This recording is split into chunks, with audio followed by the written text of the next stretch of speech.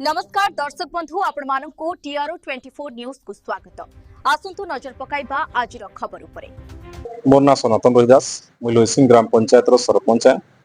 आज सकालू आम लोइसिंग ग्राम पंचायत अंतर्गत तिलेमाल रु गुटे लिखित अभियोग मोर पाखे हस्तगत हला।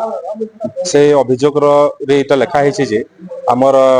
एनटीपीसी दलीपाली तापज प्रकल्प तार गुटे आस्पंड बनावार लागि आसंता 8 तारिख दिन माने पर दिन का गुटे ग्राम सभा करवा। से ग्राम सभाटा एसआईए स्टडी नेकरी हवा लोकनको जनशुनानी करा जिबा। किंतु दुर्भाग्यर विषय इटा जे से माने 3 दिन गला माने 3 दिन पूर्व मीटिंग रो धार्य समय 3 दिन पूर्व नोटिसटा लगेछन परे गाँव रे जाइके जेंटा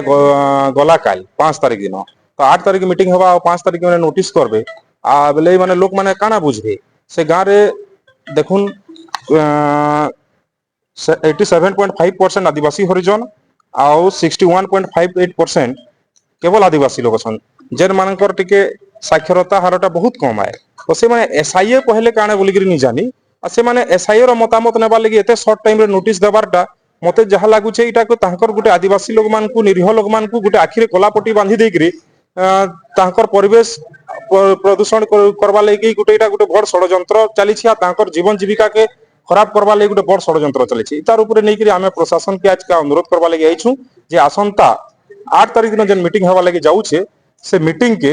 कैंसिल करी गिरी गुटे पुनर्बार नुआ डेट रखा जाऊ तार पूर्वरु से डेट पूर्वरु एसआईए टे काना से लोक मान को अवगत करा जाऊ सचेतन करा जाऊ अवेयरनेस करा जाऊ आ जणा जाऊ जे एसआईए टे काना प्रकृत रे का जिनिस है जे सेटा जानि पारबे सेनर लोग बुझी पारबे तार परे जेकरी सेना मतामत दे पारबे। मोर गाँव होचे तिलेमाल आउ मिसिंग पंचायत आम गाँव रे एनटीपीसी गोटे